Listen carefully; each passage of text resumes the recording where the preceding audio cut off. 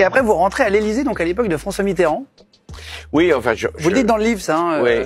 Si je peux citer juste la page 91, vous dites: au lendemain de la victoire de François Mitterrand, j'ai rejoint l'Élysée quelques mois, puis je suis devenu le directeur de cabinet de Max Gallo, porte-parole du gouvernement. C'était un poste d'observation particulièrement précieux. C'est là que vous avez pu comprendre vraiment l'Élysée?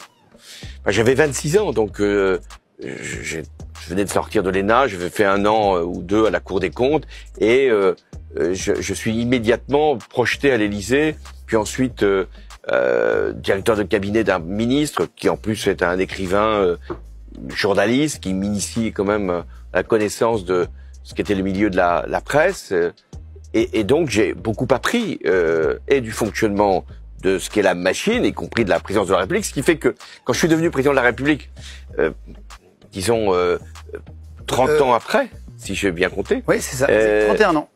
Les lieux n'avaient pas changé.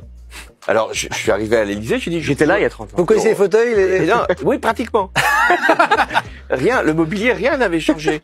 Alors j'ai dit, bon, bien sûr, je connaissais le bureau du président, puisque j'y avais été reçu plusieurs fois, pas simplement par François Mitterrand, mais par Jacques Chirac et même par Nicolas Sarkozy. Et j'ai demandé à voir le bureau où j'étais, le petit bureau où j'étais. Et il était là encore, il n'avait pas changé.